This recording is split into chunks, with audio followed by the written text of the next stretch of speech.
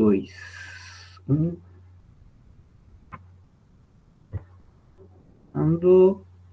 Então, oficialmente, boa noite.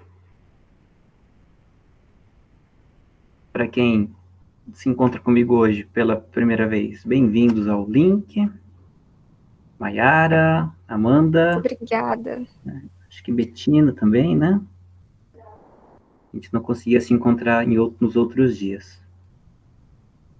Primeiro, quero agradecer pela gentileza de vocês de ter se adequado à minha mudança de horário, e assim, tão repentinamente, mas é porque eu me inscrevi num curso e só veio a confirmação da matrícula na segunda-feira à tarde. E o curso ele tem obrigatoriedade de participação dos encontros síncronos, porque eles não serão gravados. Então, um dos requisitos para participar é a obrigação de participar do encontro síncrono. Aí por isso que eu pedi para a Juliana se tinha possibilidade de alterar o meu horário, e aí vocês, de muito bom grado, aceitaram. Então, muitíssimo obrigado por isso. O curso que eu vou fazer é sobre identificação de alunos com superdotação e altas habilidades. É um curso oferecido pela UF. A UF aqui em Niterói tem um trabalho bastante interessante que eles desenvolvem com a Prefeitura de Niterói, nas escolas municipais. E é um trabalho de identificação de alunos superdotados e com altas habilidades. Esse curso, a princípio, ele é ofertado para os professores da rede municipal de Niterói, e as vagas remanescentes eles oferecem para professores e licenciandos. Então, no futuro, se alguém se interessar pelo tema, eu posso passar o link do grupo para vocês. Então, é um trabalho que eles têm aqui nas escolas de Niterói para trabalhar com alunos superdotados. Isso é muito interessante, porque, não sei se vocês sabem, né? Já chegaram nessa parte de legislação educacional, mas no Brasil a gente tem uma legislação específica para crianças com necessidades especiais de aprendizagem. E geralmente a gente pensa somente nas crianças e alunos com alguma doença, né? Seja doença física ou alguma questão psíquica, como autismo, Asper, né? Alguma coisa assim. Só que dentro desse universo de crianças com necessidades especiais de aprendizagem, entram também os alunos superdotados, com QI elevadíssimo. E as escolas não estão preparadas para os alunos superdotados. A verdade é essa. Porque geralmente há uma compreensão equivocada sobre o aluno superdotado, né? Como se ele fosse o aluno perfeito, o aluno ideal. Mas o aluno superdotado tem várias questões também que dificultam a aprendizagem dele. Então, estou me embrenhando por esse caminho também. Mas também por questões particulares, assim, porque o meu filho, né, é superdotado. O Joaquim, de 7 aninhos, ele é superdotado. Então, é a partir dele que eu fui começar a conhecer esse universo de educação especial, né, para crianças com uma inteligência muito acima da média. Para vocês terem ideia, o Joaquim aprendeu a ler sozinho com 3 anos. Enfim, é isso. A gente encontra muitos alunos assim. No decorrer do caminho, a gente acaba perdendo eles, ou não dando a atenção que eles necessitam, né? Porque, como eles têm facilidade de aprendizagem, a gente, então, se preocupa com aqueles que têm dificuldades, né, de aprendizagem. Então, mais para frente, a gente pode conversar um pouquinho mais sobre isso. Então, mais uma vez, obrigado. Hoje eu vou falar da segunda parte do conteúdo da profissionalidade docente. Semana passada a gente teve uma aula assim meio triste, uma aula de conclusões tristes, porque eu falei como até 50 anos atrás, os professores não eram vistos como profissionais. Então, eu fui pontuando, né, várias visões acerca sobre o trabalho do professor, como é que na história foi se constituindo essa visão, né, do trabalho do professor, e, no máximo, o trabalho do professor foi visto como sendo algo semi-profissional, né, mas ao longo da história, nem profissional era um sacerdócio, né, era uma arte, mas não chegava nem perto de ser entendido como um trabalho, como uma profissão. E quando começou a chegar a essa discussão, era considerado semi-profissão, porque, como majoritariamente era ocupado por mulheres, então havia sempre uma relação de se é trabalho de mulher, tem muita relação com o trabalho doméstico, afinal de contas, ser professor é cuidar de crianças, né? E cuidar de criança não é profissão, né? As mulheres cuidam de criança em casa, então cuidar na escola só mudou o espaço do cuidado. E então, por conta dessa visão, né, que era um ofício majoritariamente feminino, então as mulheres, por conta do machismo histórico, ganhavam menos, e essas condições de trabalho permanecem ainda hoje, até nós, né? E também porque o trabalho do professor foi sempre visto como um trabalho temporário, não era um ofício permanente, porque muitas pessoas tinham apenas o trabalho de professor como uma ocupação até conseguir algo melhor, ou então o trabalho de professor era um bico para ganhar um dinheiro a mais. Então, isso também tirava a ideia do compromisso profissional, né?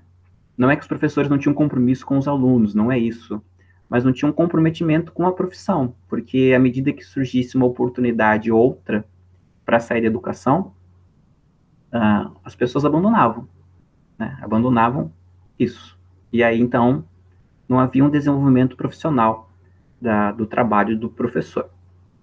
Então foi uma aula meio triste, assim, né? Porque vocês estão aí estudando para ser professor e eu mostrei que ao longo da história não, a visão nunca foi muito boa. A única as pessoas cobram a nossa profissionalidade quando vem cobrar desempenho da gente. Mas quando a gente vai cobrar condições de trabalho, as pessoas sempre apelam para o lado não profissional da atividade de professor. Isso é uma coisa muito interessante de observar. Quando a educação é ruim, a culpa é dos péssimos profissionais que nós somos. E quando a gente pede melhores condições para ser profissionais, eles respondem dizendo que a gente tem que ter amor pelo trabalho e se sacrificar. Ai, ai, faz parte. Mas enfim, então hoje eu vou falar de um movimento recente, que tem assim 50 anos, 60 anos, que é justamente a busca pela profissionalização do professor. Tornar esse ofício algo profissional. E aí, né, lembrando o que eu falei semana passada, né, profissão diz respeito a um conjunto de ações com características específicas, que são atividades essenciais, reconhecidas e valorizadas pela sociedade. E a gente tem percebido esse movimento na educação, né, porque a educação, nas últimas décadas, tem alcançado um status de atividade essencial para o desenvolvimento econômico.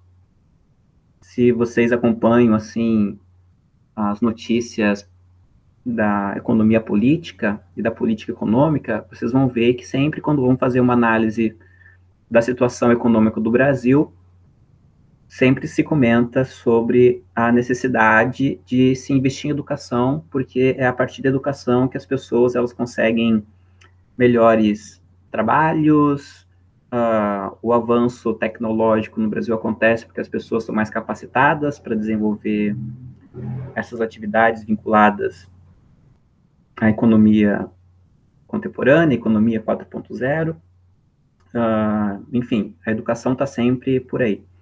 Inclusive, hoje em dia, o trabalho do educador, do profissional da educação é tão importante que as próprias empresas têm contratado pedagogos para fazer parte do seu corpo de trabalhadores, principalmente na área de RH, de recursos humanos, para trabalhar não apenas com seleção e recrutamento de pessoas, mas também para trabalhar com aspectos relacionados à formação no trabalho, né, dos profissionais que estão lá. Então, os pedagogos estão trabalhando nas empresas, estão sendo chamados para trabalhar nas empresas.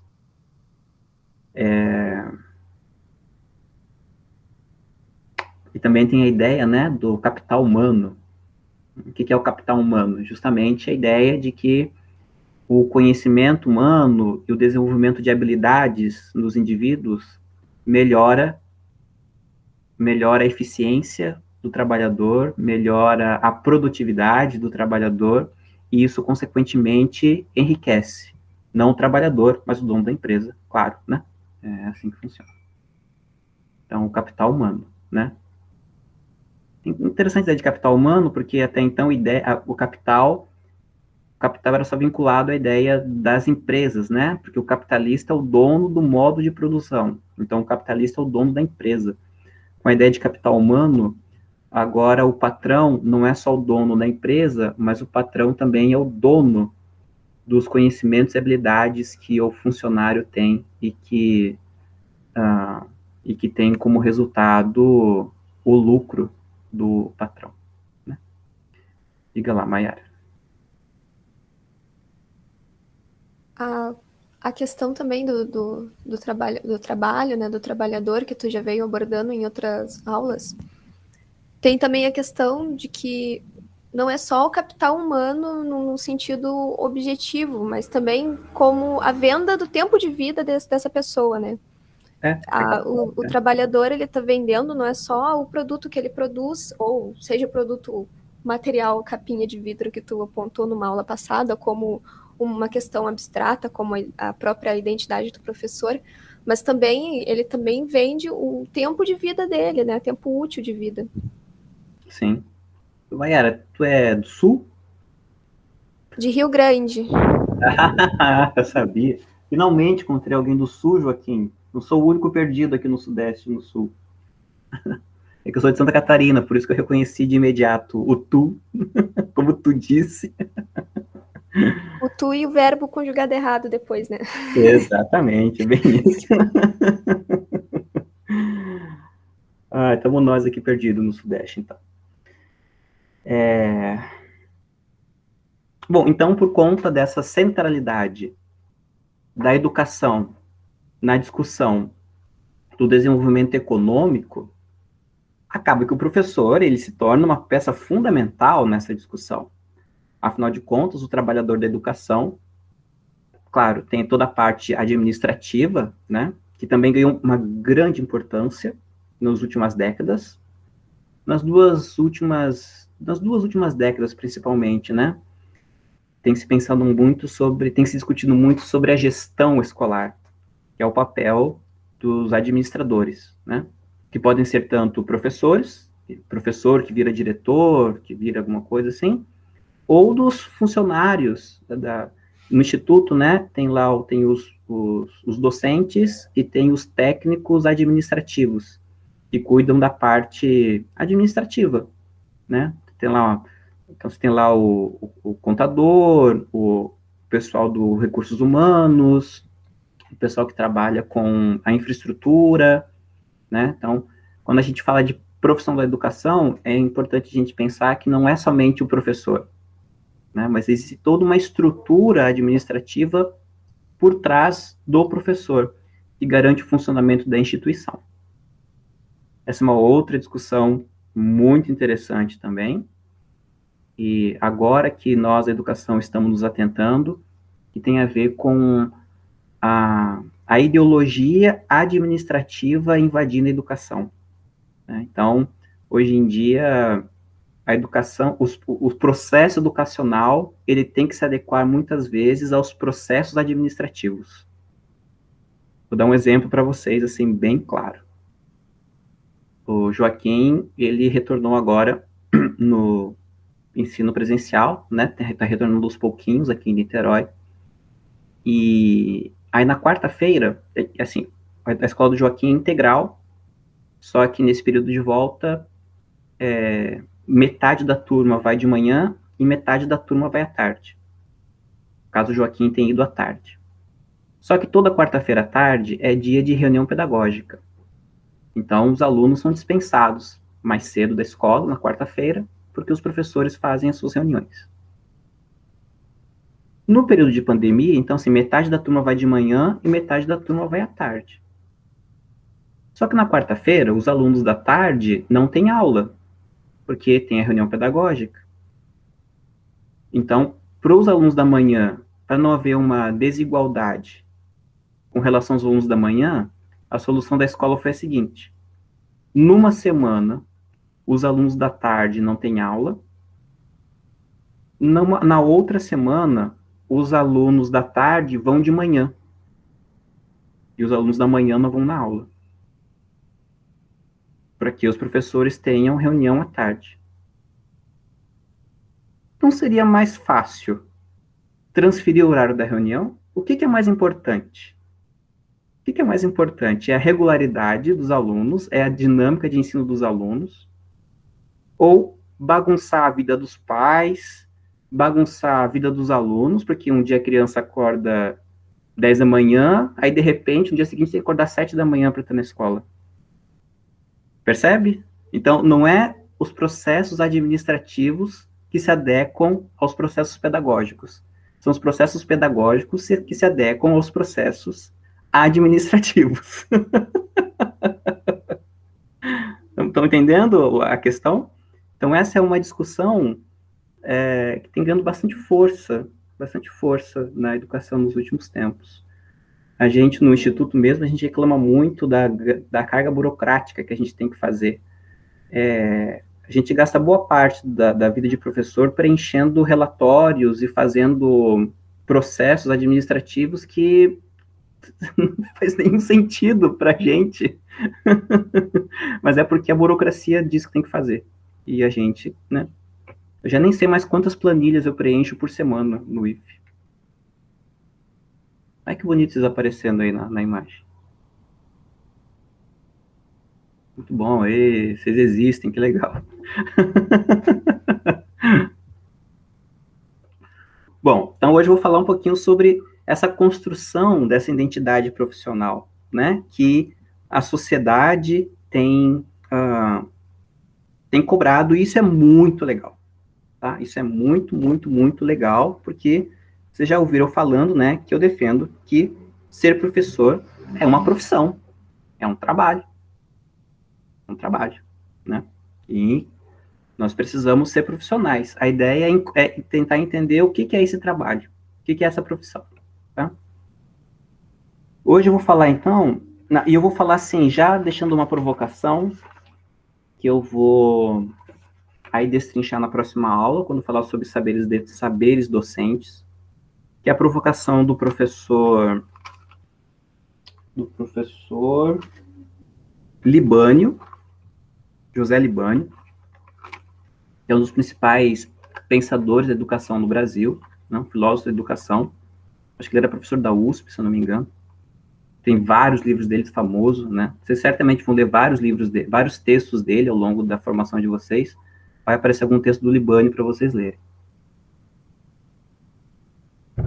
E o Libânio tem um livro que o nome é bem legal. O nome é Adeus, Professor, Adeus, Professor. Que é um livro onde ele discute as novas exigências educacionais e a profissão docente. E logo no começo do livro, o Libânio faz a seguinte provocação: terá chegado o tempo em que não será mais necessário professores? Por que ele se pergunta isso? Porque hoje nós, professores, nós competimos com os meios de comunicação. YouTube, né? TikTok, Instagram, que são muito mais atraentes e muito mais motivadores, né? Quem nunca Quem nunca deixou de prestar atenção na aula de biologia para depois ir para a internet e assistir um vídeo do professor Jabuti, Jabilu, Jubilá, não lembro o seu nome dele, né? Quem nunca, não é mesmo? Quem nunca, na véspera de prova, recorreu... É jubileu. O quê? Jubileu. Jubileu. Quem nunca, na véspera de prova, não foi procurar um vídeo de um cursinho na internet? Porque é muito mais divertido e muito mais legal, né? Para aprender. Não funciona, não, esses vidinhos aí pra revisão de prova, não. Funciona não, tudo Larissa? caô. Funciona, não. Ah, não sei não, hein? Pode falar a verdade, eu não fico bravo não, aqui é sinceridade. Não, e o pior é que eu nunca assisti esses videozinhos assim pra compensar a aula perdida, não. Até porque eles falam muito mais coisas do que, tipo, poderia cair numa avaliação, entendeu? Uhum. Então, é meio ruim de você fazer isso.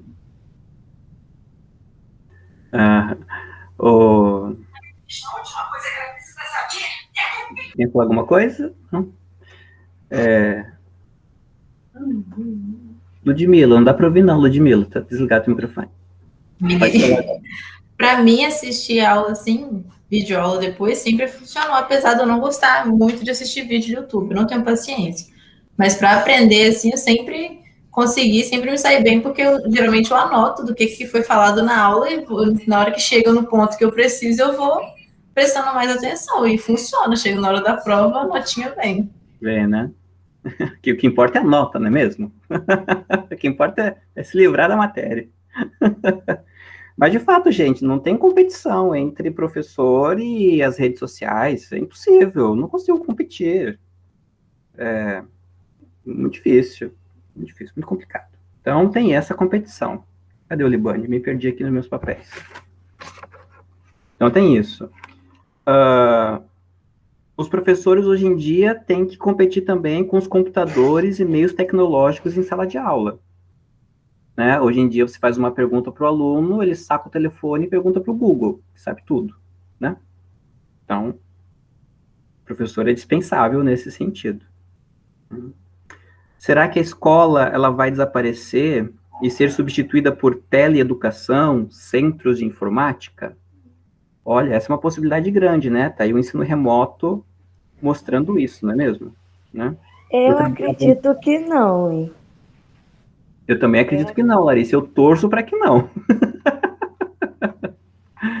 Vai lá, Mayara. Eu acho que não também, porque a sociabilidade, principalmente das crianças, é muito importante. E é um assunto que vem sendo debatido nesse último ano decorrente da pandemia, né? As crianças têm ficado isoladas e vêm sofrendo com a falta de socialização. Mas e os pré-adolescentes do ensino médio? Criança, tudo bem, ok. Mas e o resto? Eu trabalhei no estado por 6 anos, no estado do Rio de Janeiro. E aí, teve uma época em que estava tendo muito... Uma época não, sempre teve muita reprovação, muita retenção, né? Já passou para você, Larissa, tá? E aí, o estado, ele contratou o serviço da Fundação Roberto Marinho, que era o seguinte, você pegava os alunos que estavam com defasagem escolar e colocava eles numa sala separada. E esses alunos, eles assistiam às aulas do Telecurso 2000, sabe, né, o Telecurso 2000? E tinha um professor que dava conta de passava os vídeos e tirava dúvida dos alunos. Eu fui convidado, claro, para ser esse professor, eu falei, claro que não, né? Claro que não, óbvio que não. Era isso. Então, isso, Projeto Autonomia, exatamente, Amanda. Esse mesmo. Então, Projeto Autonomia, você coloca os alunos assistindo um vídeo da Fundação Roberto Marinho, aplica um questionário para eles, não, estão educados. Se eles têm alguma dúvida, pergunta para o professor de biologia sobre algum problema de matemática, o professor vai dar o jeito dele de explicar. Então, assim, espero que vocês que vocês, assim, tenham muita força, muita esperança e muita vontade de brigar, porque os caras estão tentando. Eles estão tentando substituir a escola por meios mais, digamos assim, não diria econômicos, né? Porque é uma forma muito, muito comunista, né, de denunciar. Mas, assim, por meios mais eficazes de dar conta da educação. Diga lá, Larissa.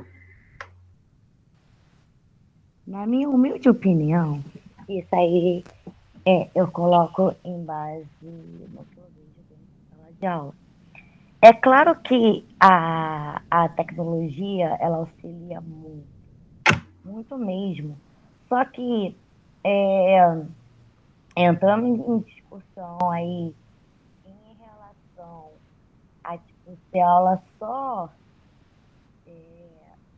online, eu acredito que isso não ocorra para nenhuma das séries, tá, do ensino básico. Por quê? Os brasileiros, isso daí de forma geral, os brasileiros ele possuem uma necessidade de contato mais físico, mas não contato físico apenas aí de pessoa com pessoa, e sim tipo, de ter uma educação meio que tradicional. Hoje em dia, o que eles querem fazer na educação brasileira é colocar um sistema híbrido, principalmente no ensino médio. Tá? O que seria esse ensino híbrido que eles estão tentando colocar e que começou desde aí do começo da pandemia? Colocar aula online e aula presencial. Só que diminuir a carga horária da aula presencial para favorecer a aula online. O que seria isso? Seria, por exemplo, matéria, vamos supor, português e matemática presencial, português, matemática, geografia. As matérias importantes presenciais e as não importantes à distância, tipo filosofia. Isso. Não, mas eu acredito que não tenha mais filosofia no ensino médio, tá? Não tem. Não tem. Eu acredito.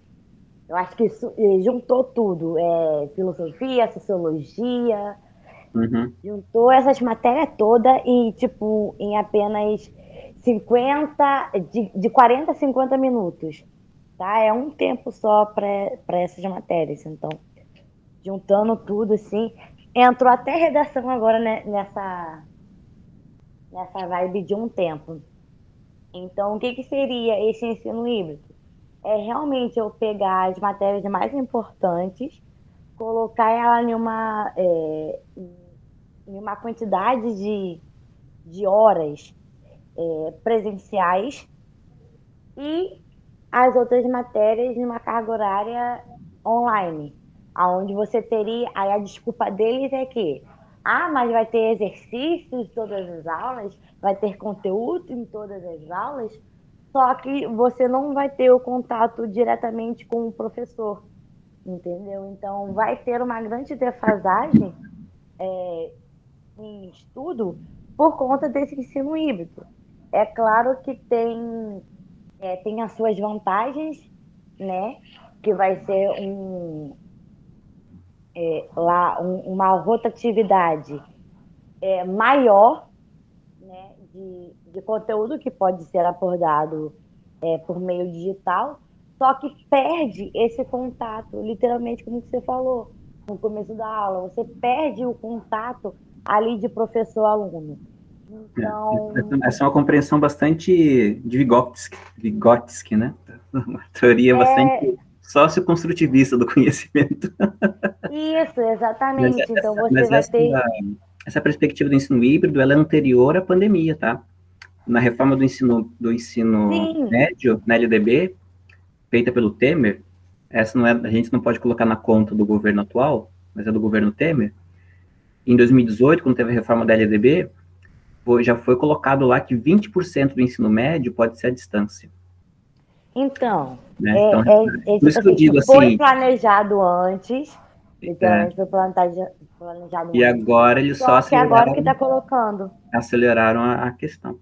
Alguém tinha levantado a mão? Acho que Ludmilla tinha levantado a mão. Não sei. Desistiu?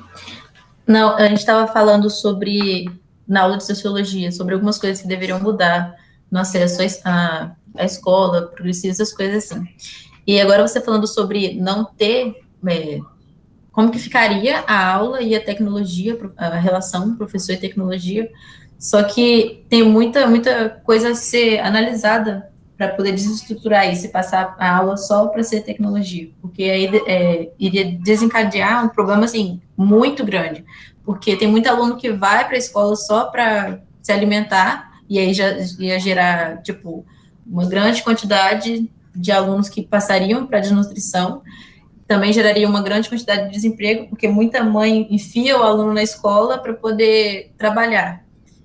É muita questão a ser analisada. Então, assim, eu não acredito que acabariam totalmente com as escolas, assim, tipo, fechariam as escolas ou diminuiriam a quantidade de aula e colocaria só tecnologia, só videoaula, essas coisas, até porque a gente não consegue absorver, eu, particularmente, não absorvo muito em aula, assim, tipo, parar e olhar para uma tela e esperar que as coisas entrem aqui. Eu preciso estar em contato com o professor, em contato com mais gente, para ter uma troca de ideia e absorver melhor o conteúdo. Então, eu acho que seria um problema muito grande se tirasse, mesmo que seja uma pequena parte do ensino médio ou do ensino fundamental. Sim, eu concordo plenamente, mas a questão é o seguinte, né? O que está por trás de fundo não são as condições materiais da educação. A grande questão de fundo é o que é que se entende por educação.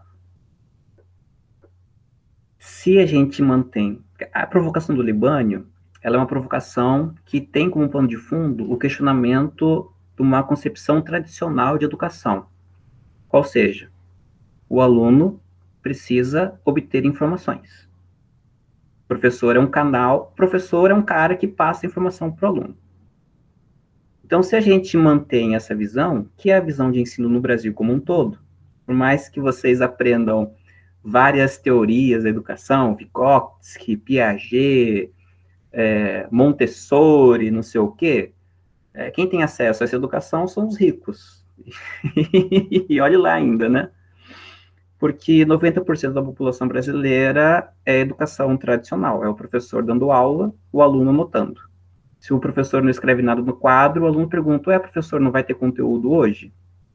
Isso é desde o ensino infantil até a faculdade, tá? Então já começa por aí. Então o que está por trás, a discussão material é importante, muito importante, mas a discussão de fundo é a concepção do que é que a gente entende por educação. O que é educar? Porque se a gente entende que educação é transmissão de conhecimento, o professor é um cara dispensável. Porque hoje em dia, na sociedade de informação, você tem muito mais acesso à informação do que ficando numa sala de aula. Não é? Em casa, vocês abrem 10 abas e vocês conseguem ler 10 conteúdos diferentes, ao invés de estar perdendo tempo aqui comigo, 50 minutos, 1 hora conversando comigo. Vocês têm muito mais acesso à informação sozinhos em 1 hora do que em 1 hora comigo. Então, se a gente pensar que a educação é transmissão de conhecimento apenas, a provocação do Libânio tem razão. A profissão de professor, que nunca chegou a ser uma profissão, está ameaçada à extinção, né? Porque a competição é muito grande. Eu não tenho, como é que eu vou competir com o vídeo do Lucas Neto, meu Deus do céu, do Felipe Neto? Não tem como. É impossível. Inclusive, o Felipe Neto ganhou um prêmio aí que o canal dele ajuda a educar. Eu estou pensando aqui qual foi o critério, mas enfim, né? É essa a provocação do Libânio. Então, que educação a gente defende? Que educação os professores entendem que estão fazendo? E a ideia de profissão de professor passa justamente pela concepção do que é educação. Concepção do que é escola. O que é que se faz numa escola? Para que serve uma escola? Então, a pergunta sobre o que o professor faz está intrinsecamente ligada com a pergunta qual é a função da escola. Porque se a função da escola é transmitir conhecimento científico apenas, a escola é desnecessária. A escola tem uma função social, as crianças precisam comer. Uai, É só dar um voucher para as famílias carentes, elas vão lá no mercado e compram. Está resolvido o problema da comida para as crianças. É muito mais barato para o governo dar um voucher de R$100 do que sustentar uma estrutura de uma escola com 1.400 alunos, 70 funcionários, água, luz, telefone. Por exemplo, o IFE. Só de luz o IFE gasta 60 mil por mês. Acho que é 60 mil, 40 mil, alguma coisa assim. Meu Deus, pensa dar 60... Se você começar a distribuir 60 mil para as pessoas irem no mercado comprar o que elas querem, é muito mais jogo para o governo. Não é? Então, a discussão material é importante, sim, mas a concepção do que é educação é importante. Né? Por isso que todos os textos que vocês lerem sobre profissão de professor, passa necessariamente por uma discussão sobre o que é educação e o que é escola, para que serve a escola. A Ludmila perguntou aqui, para eu falar um pouquinho sobre a competição entre o professor e o tecnológico, né? Assim, não diria necessariamente que é uma... Depende como você entende também o que é o tecnológico, né, Pilar? Eu não entendi quando o senhor falou que o professor compete com sei lá, não entendi, não. Porque assim, uma aula cheia de coisinhas tecnológicas é muito mais interessante do que você ficar sentado numa sala de aula ouvindo um cara falar. O senhor acha que futuramente o senhor vai ser substituído por isso? Olha, se eu não fosse funcionário público concursado, eu futuramente estaria desempregado, porque filosofia deixou de ser. É verdade, professor. Mas eu acho que sim, eu acho que boa parte dos professores vão perder seus empregos. Gente, olha só, ano retrasado, não sei, teve um mega escândalo aqui no Rio, não sei se foi no Rio, foi em São Paulo, porque uma universidade implantou um sistema de correção automático de redação, de prova. Então, os professores foram demitidos, porque o sistema corrigia sozinho as provas. Demitiram todos os professores. Como assim? Não entendi. Como é que a pessoa corrige? Não corrige, é o computador que corrige, é o sistema que corrige. Eu sei que cartão resposta já tem uma máquina que faz isso. Então, mas tem um programa que ele lê o texto e corrige se está certo ou errado. Certamente trabalha com a ideia de palavras-chave, né? Se tem as palavras-chave, ele entende como sendo correto. Mas, enfim, quase 200 professores foram demitidos desta universidade, depois que esse sistema foi implantado. Então, assim, professor, a princípio, servia para ensinar.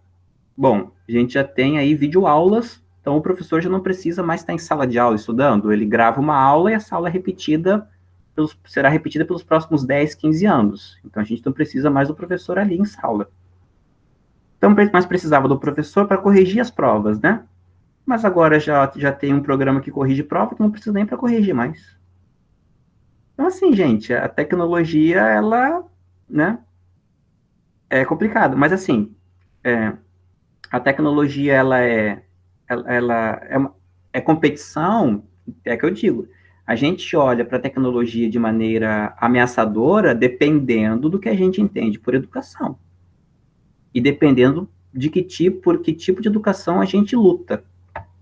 Certo? Porque pode ser algo benéfico e pode ser algo também que não seja benéfico. Com certeza, como tudo na vida. Você compra um carro achando que você vai arrasar viajando e no fim das contas você não consegue sair com o carro da garagem porque você não tem dinheiro para pagar o IPVA, né? Então tudo na vida tem as suas questões, né? Positivas ou não.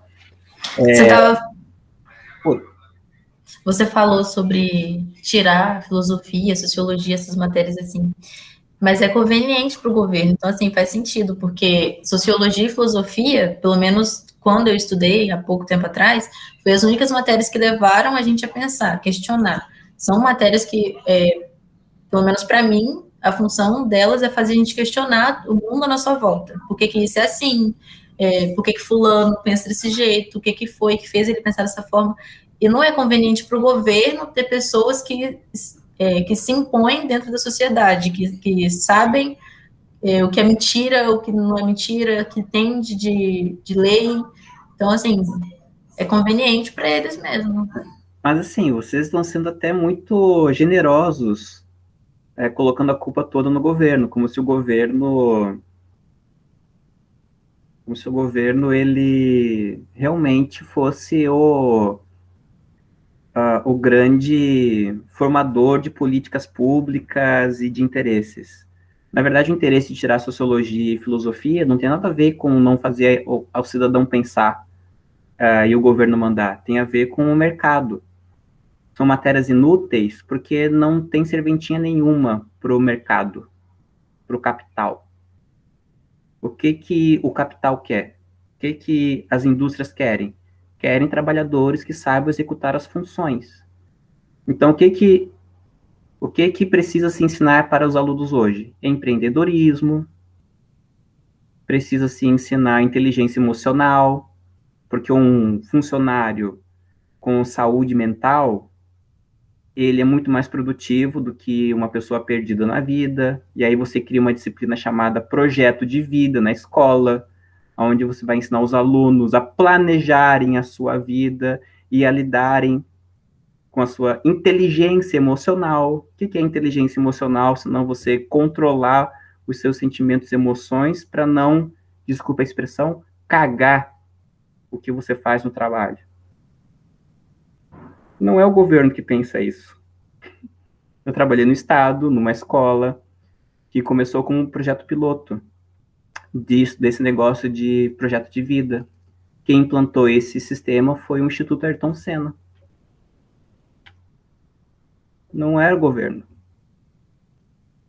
Sim, então vocês estão sendo muito bondosos com o governo, colocando tudo a culpa nele. O governo serve a interesses. Né? Política é disputa de interesses. Quem tem mais força para impor os seus interesses hoje em dia? É o capital, são os ricos. Quem é que fez a reforma do ensino médio, gente? Foi Instituto Ayrton Senna, Instituto Unibanco, Instituto Lerman. É essa galera. O senhor acha que foi bom essa reforma? Não, foi péssimo, claro. Foi péssimo. A reforma foi péssima, a BNCC foi péssima. Paixão. Ela vai ser aplicada quando agora, nesse próximo ano? 2022 tem que estar implantado. Paixão. Coloca na tomada pro papai, por favor, meu computador.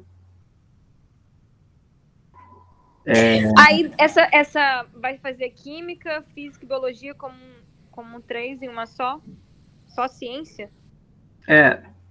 E isso merecia uma outra aula. Gente, eu nem comecei a falar do conteúdo da aula ainda, hein? Olha lá. Ei, meu Deus do céu. Olha Nossa, só, eu tenho 8 páginas aqui para compartilhar com vocês, meu Deus do céu. Acho que pode estender mais 1 hora aí de aula, né? Eu acho que precisa de mais uma hora. Mas eu gosto. O meu problema é que eu gosto de assim, entendeu? Desses papos assim. Que tem que falar o que interessa a vocês também, né? Então, mas assim, Ok. Obrigado. Nossa, você colocando. Você tem... é verdade. Obrigado.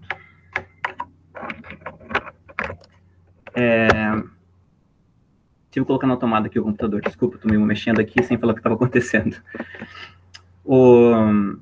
Então, só para fechar, né? A implantação do ensino médio, do novo ensino médio, tem que ser em 2022, juntamente com a implementação da Base Nacional Comum Curricular.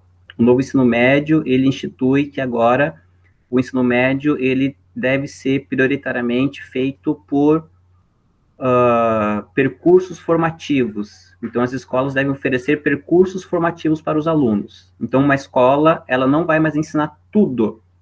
Ela vai ensinar o básico de todas as matérias e vai se aprofundar em algumas áreas. Então, nas áreas de ciências humanas, ou de ciências exatas, ou na área de biológicas.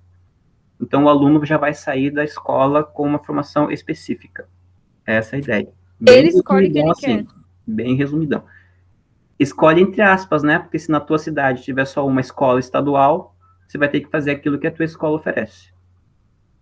No Rio de Janeiro, como tem 1 milhão de escolas, certamente os alunos terão variedade, mas quem mora, sei lá, em Laje do Muriaé, quantas escolas de ensino médio tem em Laje do Muriaé?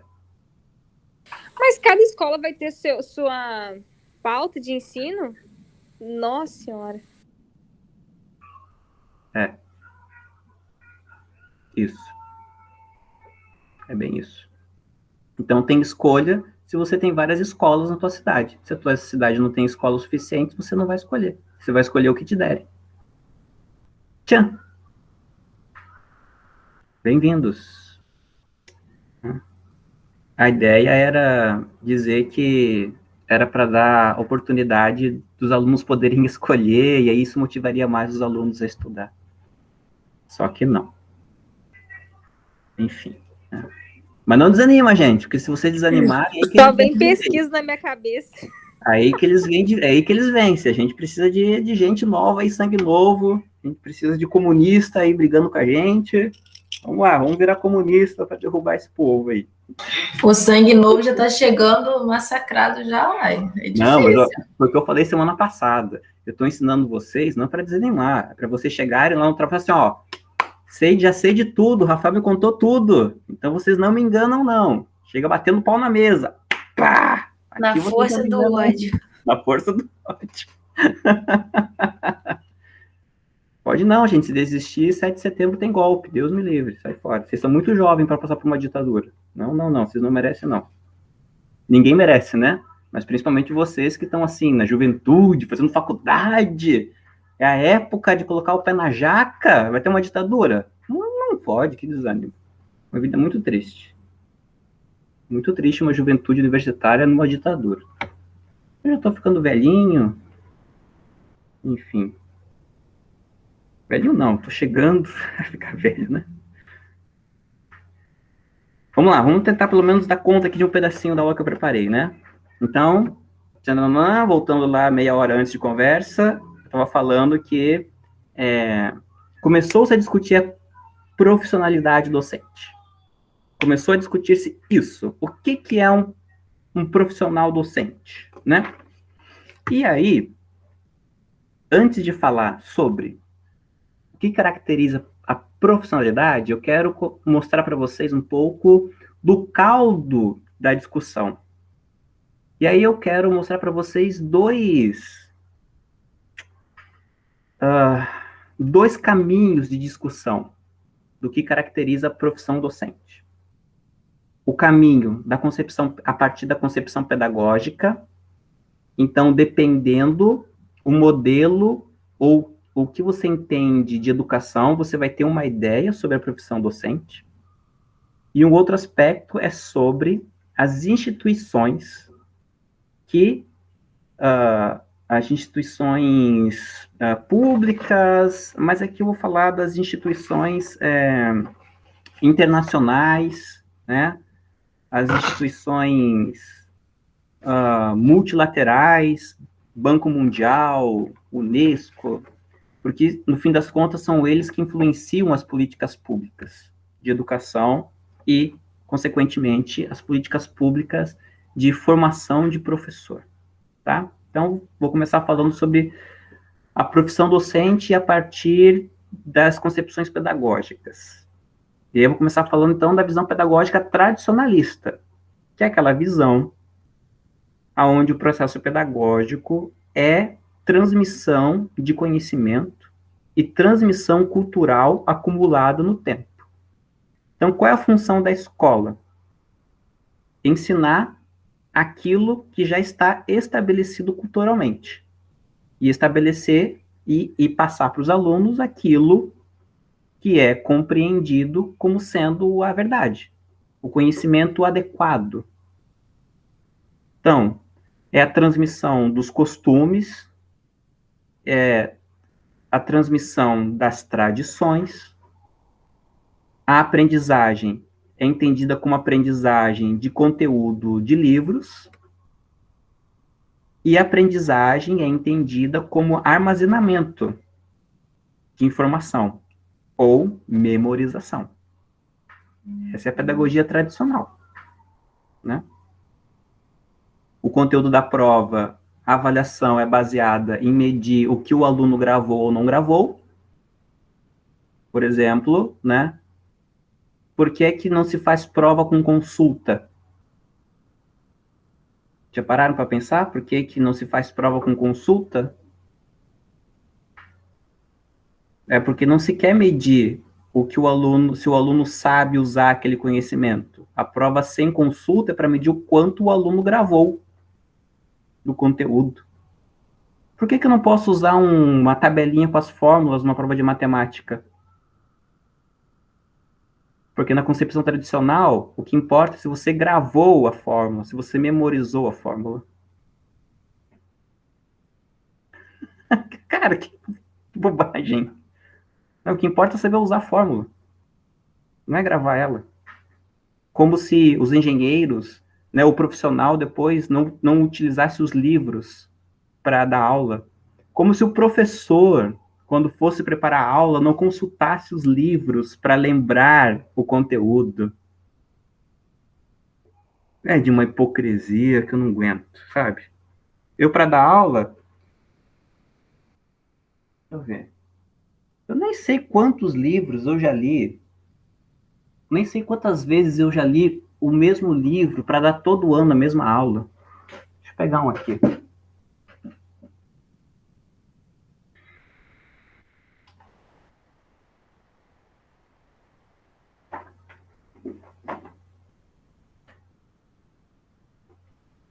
Todo ano eu dou aula de pré-socrático, de Sócrates.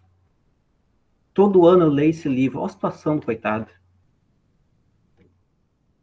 Está desmontando. Aí eu faço uma prova pedindo para os alunos citarem o nome dos pré-socráticos.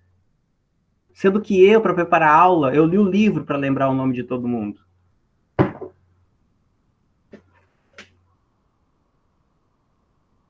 Mas a aprendizagem é memorização, né? Então, essa é a concepção tradicional de ensino. Nessa concepção, qual é a função do professor? Transmitir conteúdos disciplinares. A função do professor é passar conteúdo. A função do professor é transmitir os conteúdos programáticos. É dar conta da ementa. Se o aluno aprendeu ou não, o problema é do aluno. Ele tem problema de memória. A minha função como professor é passar o conteúdo. Eu não tenho tempo de ficar sanando, de ficar recuperando o aluno. Ah, ele que faça depois recuperação, ele que faça depois dependência. Eu, como professor, eu tenho que passar o conteúdo, que essa é a minha função. O papel do professor como educador é aplicar métodos de ensino, maneiras de expor a matéria. Então, o professor não reflete a matéria, o professor não pesquisa nada, o professor não estuda novas metodologias para melhorar o processo de aprendizagem. Ele apenas encontra maneiras melhores de expor o conteúdo. Então, ao invés agora de eu somente fazer uma aula expositiva falando, eu vou usar um PowerPoint. E, enfim. Mas continua a mesma coisa. Os alunos não produzem conhecimento, não se relacionam com o conhecimento, não têm autonomia. Eu continuo só passando conteúdo. Só que ao invés de ser escrevendo no quadro, é num PowerPoint agora. Mas é a mesma coisa. É absolutamente a mesma coisa. É até pior, na verdade, né? Porque quando você escrevia no quadro, o aluno tinha tempo de copiar. Passou no PowerPoint, não. O professor fica que nem um louco, apertando para passar assim, e o aluno fala, professor, volta para eu copiar. Né? E o professor fica puto, porque se ficar voltando, não dá tempo de terminar o conteúdo, porque ele tem que passar o conteúdo. Visão tradicional. Né? E aí o professor, ele é completamente dissociado das relações entre sociedade e escola. Não tenho nada a ver com isso, eu não discuto problema social, eu sou professor de biologia, biologia não. Eu sou professor de matemática, não discuto raça, não discuto gênero, não discuto situação política do Brasil, eu sou professor de matemática. Vocês que procuram o professor da área para saber se pode discutir isso. Mas a minha função não é discutir sociedade aqui, a minha discussão é passar o conteúdo para vocês. E, por sua vez, o gestor, o cara da administração, é o burocrata que tem como ocupação central o controle da aplicação do programa e aplicar as ordens dos órgãos educacionais. Então, o que o diretor faz? Ele está preocupado com o processo de ensino-aprendizagem? Não, ele está preocupado se o professor deu conta da ementa, se o professor está preenchendo corretamente o diário, se o professor está conseguindo ocupar os 45 minutos de aula, ou se ele fica batendo papo aleatório com os alunos durante a aula. Então, a função do burocrata da escola é atestar que o conteúdo está sendo dado. Em várias escolas particulares, os professores eles são obrigados, por exemplo, a ensinar todo o livro didático, porque os alunos compraram o livro didático, então o professor tem que dar todo o conteúdo do livro didático. Não sei se vocês já passaram por isso, mas acontece. Qual é o resultado na profissão do professor? Primeiro que é o individualismo profissional. O professor fica preocupado com dar conta da sua matéria. Ah, Rafael, quer participar de um projeto comigo? Não posso, estou com o meu conteúdo atrasado. Não posso. Não posso, entendeu? Ah, professor, você quer participar de uma feira? Não posso, estou com o conteúdo atrasado. Não posso. Eu tenho que dar conta do meu conteúdo. Meu Deus, essa matéria tinha que ter acabado no primeiro bimestre. Já estamos na segunda semana do segundo bimestre e não terminei o conteúdo ainda. Socorro. Socorro, né? Eu já tenho 12 anos de professor. E o que eu mais ouvi na minha vida de professor, em conselhos de classe, quando estava se discutindo sobre a dificuldade dos alunos em aprender, a defasagem dos que os alunos chegam no ensino médio por conta do ensino fundamental não ser adequado, e a gente precisava pensar em estratégias para acolher os alunos que estavam chegando no ensino médio, né, para eles terem uma melhor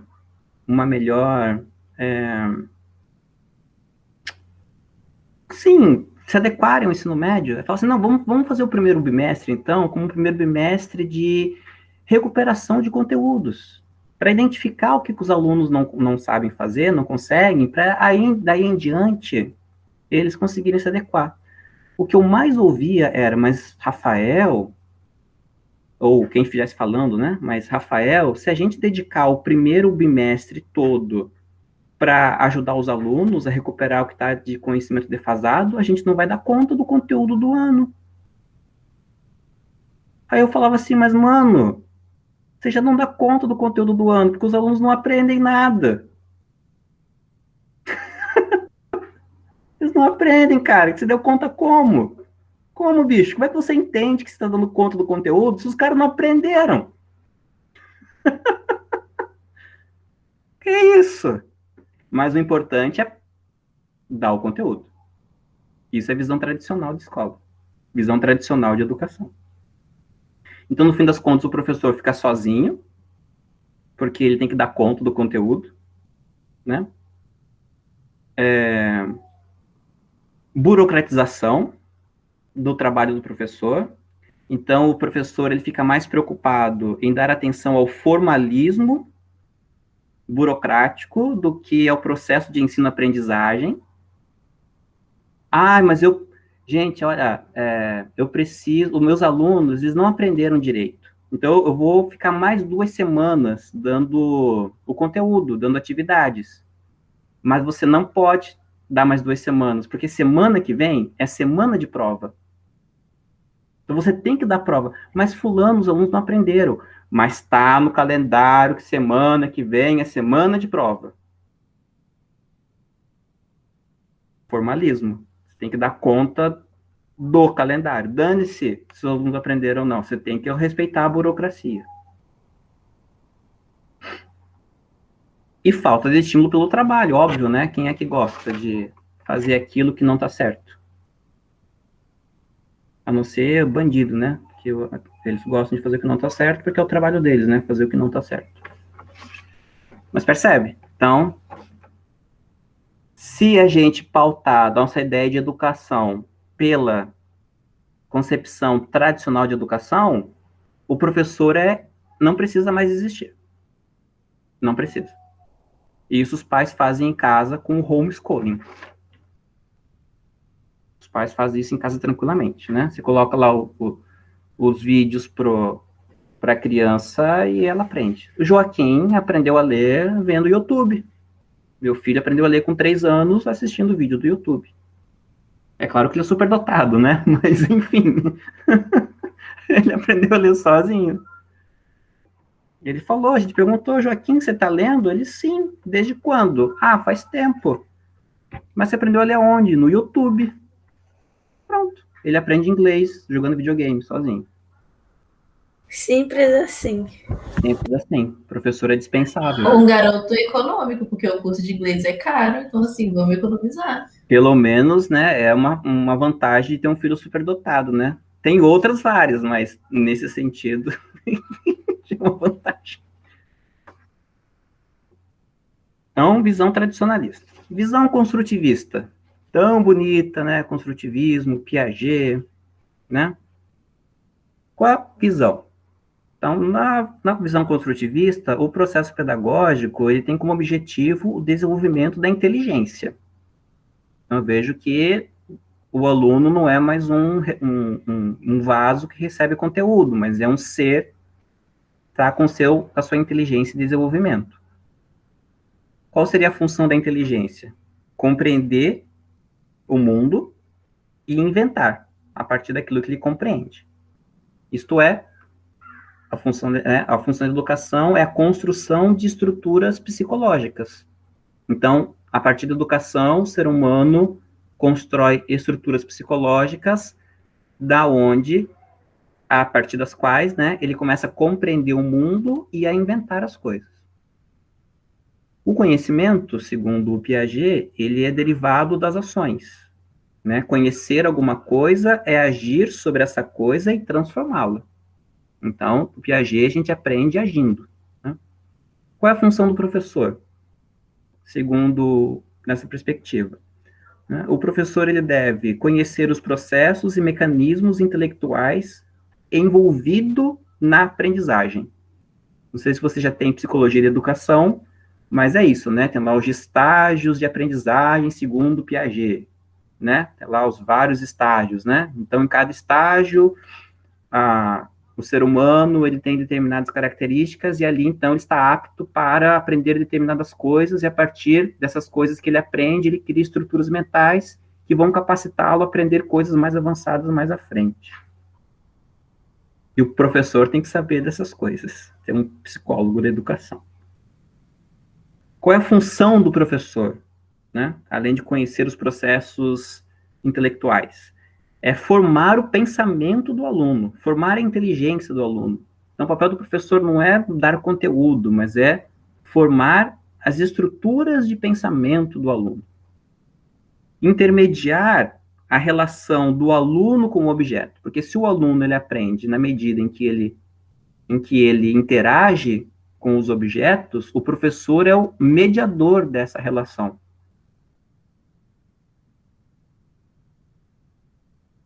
Aí a gente já tem um passo mais à frente, né? Porque o resultado disso é uma compreensão de que o trabalho do professor é um trabalho cooperativo entre professores e entre alunos, afinal de contas, né?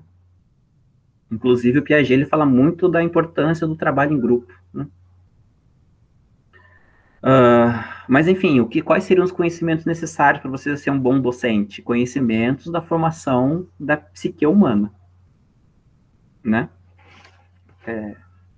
É um psicologicismo, nem sei se existe essa palavra, da educação. Deixa eu dar uma olhada aqui.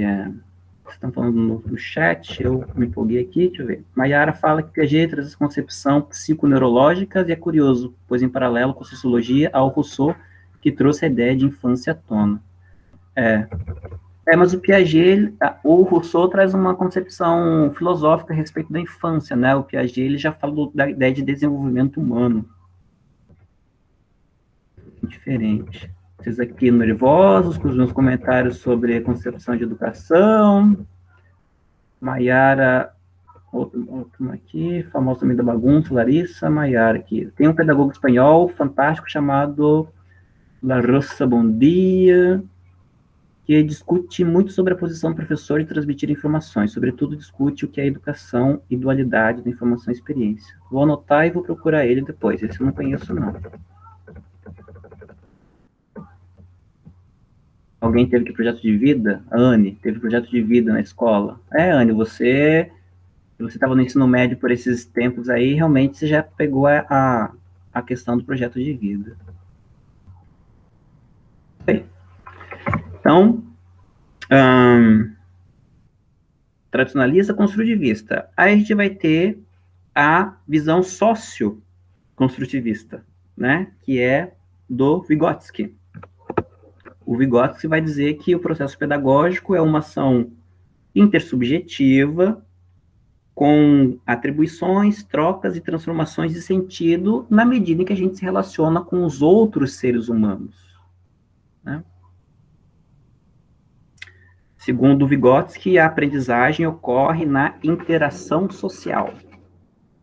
A função do professor, nessa perspectiva, dirigir, né, de modo intencional, o processo educativo.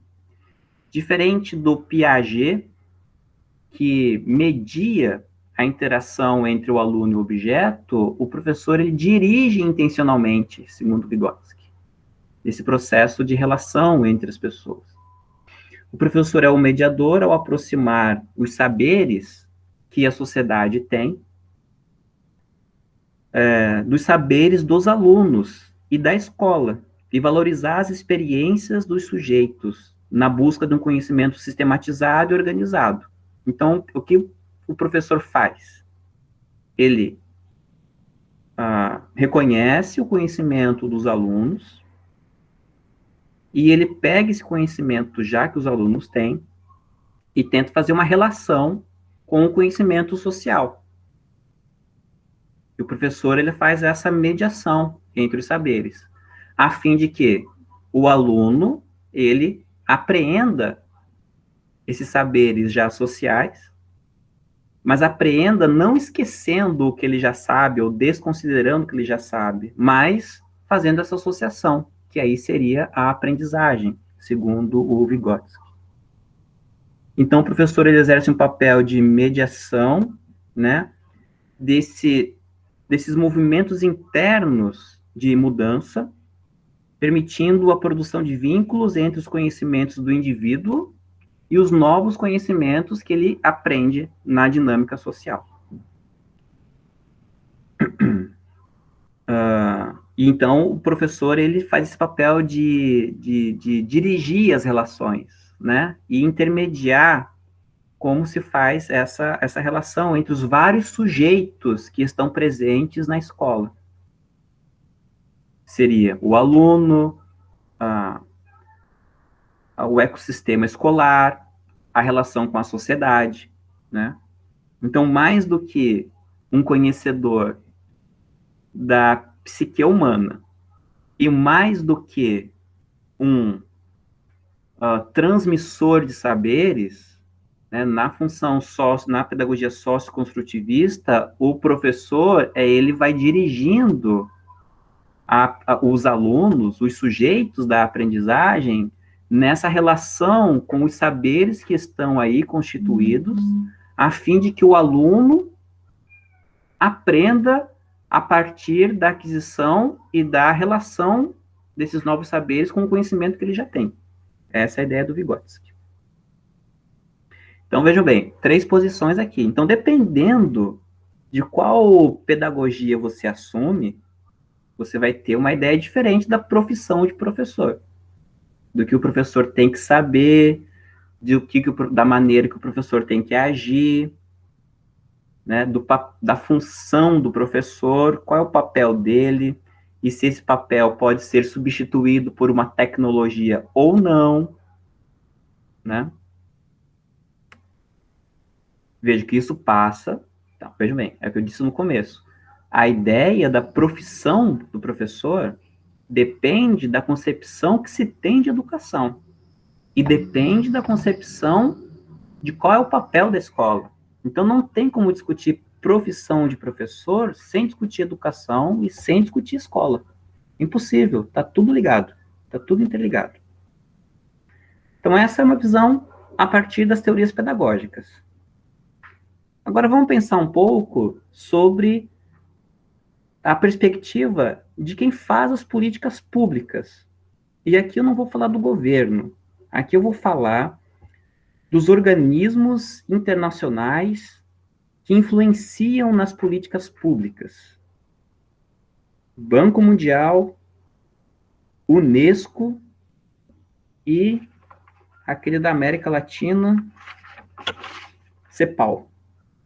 São os três que mais influenciam no Brasil.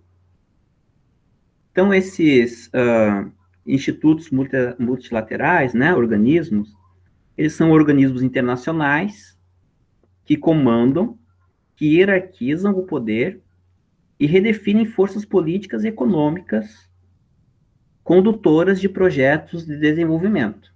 Então, você sempre tem lá, né, o Banco Mundial dizendo que o Brasil precisa se desenvolver, mas o problema do Brasil é a educação, então nós fizemos um estudo aqui, e se vocês seguirem isso, a gente vai dar dinheiro para vocês investirem em educação. E se vocês não fizerem o que a gente está dizendo para fazer, a gente não investe em vocês, não dá dinheiro.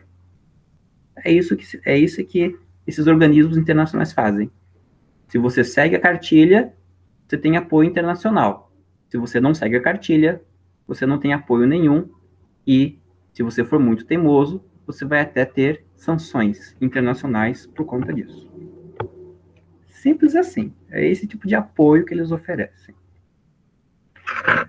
Bom, Banco Mundial. Banco Mundial é o cara que patrocina o famoso PISA. Não tem um tal do PISA, que o Brasil fica sempre entre os últimos? A prova do PISA. Então, o PISA é uma avaliação vinda do Banco Mundial. Então, ela segue a compreensão de educação que o Banco Mundial prega. O que é o Banco Mundial? É uma instituição financeira de crédito, de financiamento e de investimento. É um banco. É um banco. Quando é que o Banco Mundial começa a se interessar pela educação? Lá em 1975. E aí ele começa a definir suas políticas para o setor educacional. E são pautadas em que pilares essa visão educacional? Uma visão economicista, óbvio, e uma economia baseada na ideologia neoliberal, né? E, obviamente, é sempre uma discussão articulada com as prioridades do capital financeiro internacional. Então, os interesses é para o desenvolvimento local? Sim, mas sempre considerando os interesses do mercado financeiro mundial. A Mayara comenta aqui que é curioso eles apontarem a necessidade de educação no sentido formativo, uma vez que a gente tem índices de desemprego altíssimos. Diversos profissionais se formam e não são absorvidos pelo mercado de trabalho. Tanto que já estão discutindo a volta do tecnicismo. Mas educação é uma discussão complexa, uma discussão super complexa essa, né? Porque não se sabe se quem veio primeiro foi a galinha ou se foi o ovo. Se não tem emprego, porque não tem profissional para ter emprego, ovo. ou se não tem ou se não tem emprego porque as políticas econômicas não favorecem a empregabilidade, e aí, por consequência, você não forma ninguém, porque não tem trabalho, não tem emprego, né? Não tem trabalho, não precisa educar, né? Quem ia falar aí? Alguém ia comentar alguma coisa? Não? Bom, em 2010, o Banco Mundial ele publicou um estudo no Brasil, sobre o Brasil, fazendo uma análise da educação dos últimos 15 anos, de 95 até 2010. E aí falou de alguns avanços que teve na educação pública, mas o resultado foi que a educação pública no Brasil é uma porcaria. Comparado com os países ricos da OCDE, né? E aí, o Banco Mundial, ele fala o seguinte sobre o professor no documento. Que é preciso, se quiser melhorar a educação no Brasil, é preciso aumentar a qualidade do professor. E um dos problemas da qualidade do professor no Brasil é porque é uma profissão da baixa categoria.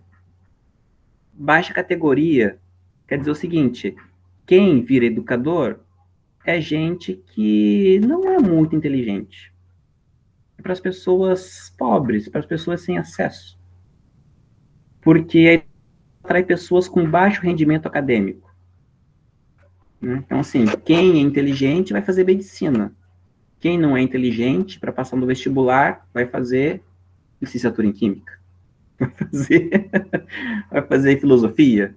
Vai fazer história. Né? Se vocês fossem inteligentes, vocês não estariam fazendo licenciatura em química, gente. Vocês estariam fazendo o quê? Engenharia química, né? Pelo amor de Deus. Não é? Vocês terem escolhido licenciatura significa o quê? Segundo o Banco Mundial. Que vocês são burros, né? Porque se fosse inteligente, estava fazendo medicina, engenharia. É isso que o Banco Mundial está dizendo.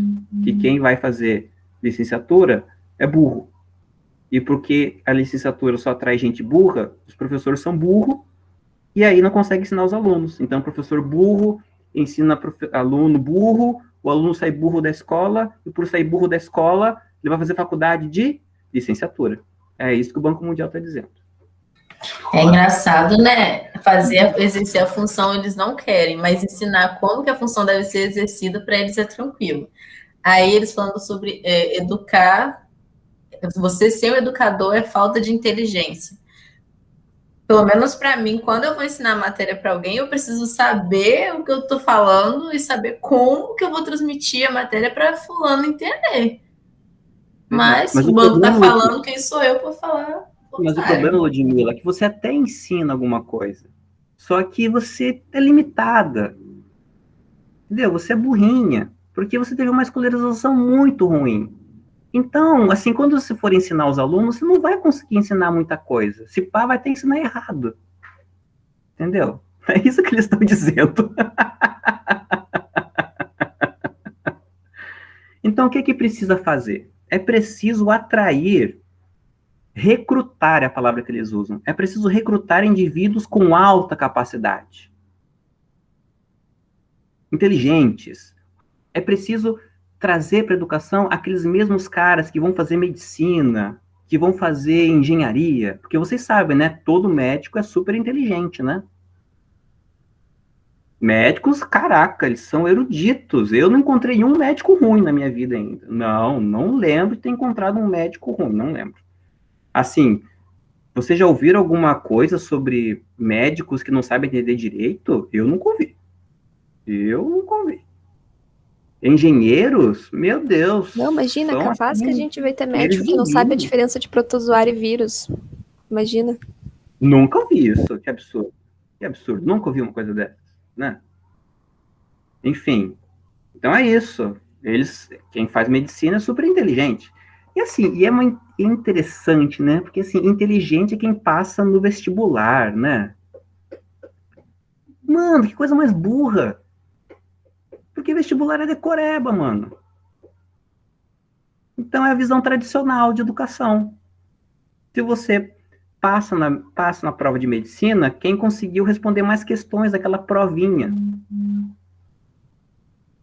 Isso é inteligência? Desde quando que isso é inteligência? Então é preciso recrutar os melhores indivíduos com alta capacidade.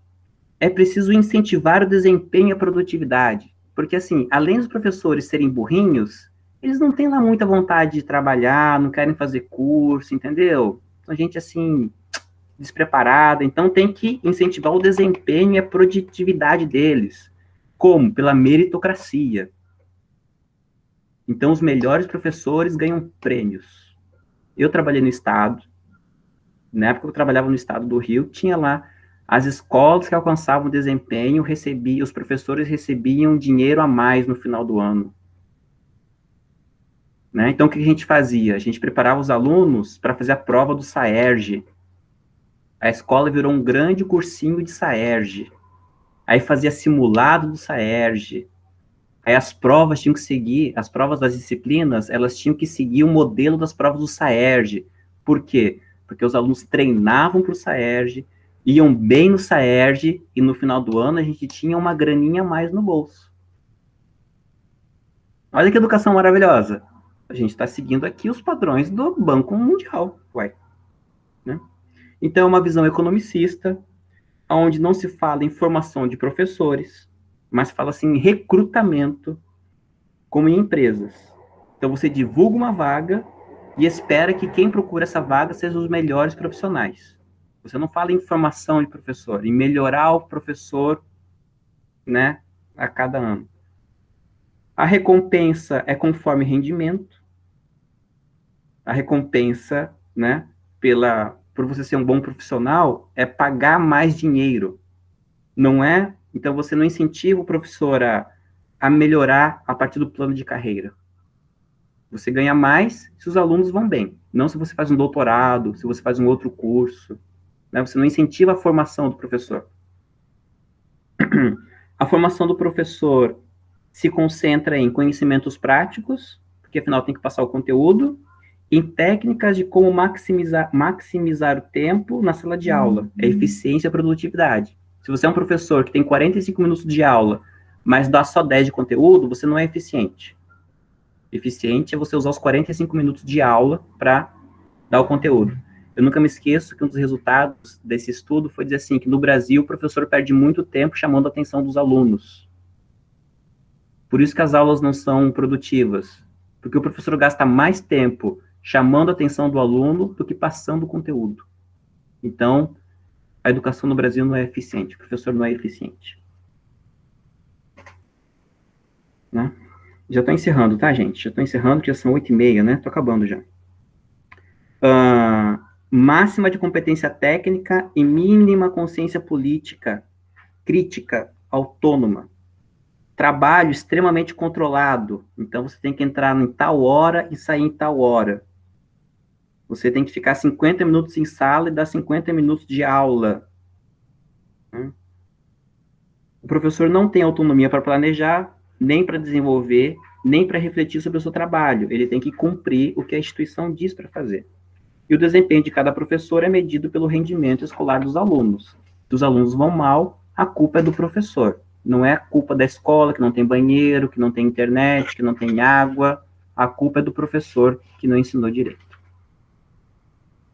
É isso. Banco Mundial é isso. Falar rapidinho da Unesco e da CEPAL, aí eu encerro. Unesco, né? É a Organização das Nações Unidas para a Educação, Ciência e Cultura. Qual o objetivo da Unesco? Garantir a paz por meio da cooperação intelectual entre os países. Ela oferece acompanhamento técnico, apoio técnico para a implementação de políticas nacionais de educação, estabelece meta para os países alcançarem os princípios acordados, né, nas reuniões da Unesco. A concepção da educação é ser pacificadora, né? A educação é para a paz. A educação, assim, é um instrumento de controle de conflitos. E o papel do professor é resolver esses conflitos e ajudar os alunos a resolver os conflitos. Então, o papel da educação não é criticar, não é conscientizar, mas o papel da educação é pacificar. Pacificar.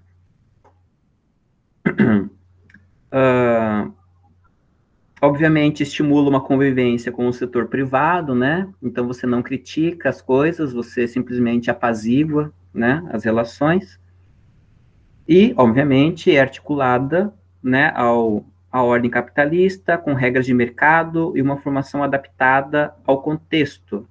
Então, você não contesta a realidade, não critica a realidade e não educa para um cidadão mobilizado, para um cidadão contestador, né? Você simplesmente educa para o aluno se adequar ao sistema, né? E, enfim, né?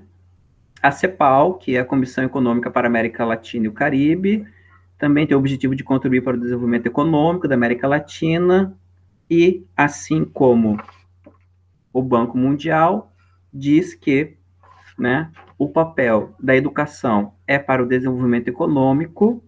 O que tem de interessante na CEPAL é que, num estudo de 2010, eles enfatizam a importância do ensino médio como sendo o ponto mais crucial da formação do educando, e sem um ensino médio bom, a pessoa não consegue ter inserção social. Em outras palavras, o ensino médio tem que formar o cara para trabalhar, né?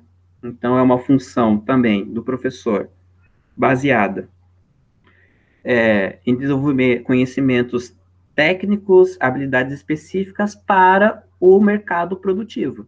Então, o professor tem que ensinar o aluno a trabalhar. É isso, né? E também diz que os professores são um desafio para a educação, porque os professores têm capacidades limitadas, e por serem limitados, eles não contribuem para o aluno ter o conhecimento básico para ser um bom cidadão produtivo. Então, o problema da falta de produtividade no sistema econômico é culpa dos professores, que não passam conhecimentos suficientes para seus alunos. Então, profissão de professor, segundo essas três instituições, a profissão de professor é simplesmente você preparar a pessoa para trabalhar, né?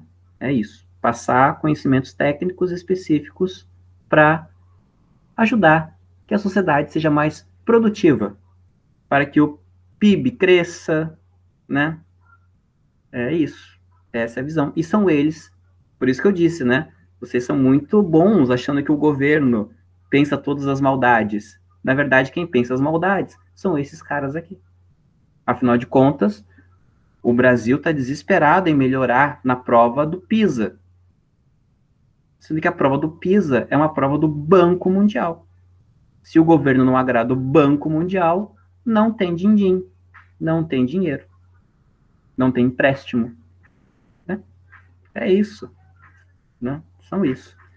E, é claro, né, orbitando em torno desses organismos, você tem lá as grandes instituições preocupadas com a melhoria da educação. Todos pela Educação, Instituto Ayrton Senna, Instituto Lerman, Fundação Itaú Unibanco, toda essa galera vinculada ao mercado privado, SESI, SENAI, SENAC, todos eles giram em torno da cartilha do Banco Mundial, né, da Unesco, todo mundo. E são esses caras que você vê falando nos jornais. Não são esses caras que fazem entrevistas, que criticam a educação? São esses caras aí. Esses caras.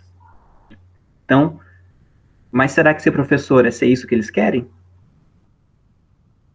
Será que é ser isso? Semana que vem a gente fala sobre, então, de fato, quais são os saberes que fazem um professor profissional, por que professor é uma profissão, e a partir desses saberes que eu vou compartilhar com vocês, a gente pensa se realmente professor é uma profissão que está ameaçada de extinção, como o Libânio faz, como o Libânio provoca, né, no seu livro. Gente, falei pra caramba hoje, culpa de vocês, eu ter falado muito, e culpa de vocês estar até agora, porque vocês estão até aí ainda, né? Se vocês tivessem ido embora, eu já tinha terminado, mas vocês continuaram, eu continuei. Semana que vem a gente continua, tá bem? Tchau, tchau. Boa noite, professor. Até semana que vem. Boa noite, professor. Tchau, tchau. Boa noite. Tchau, tchau.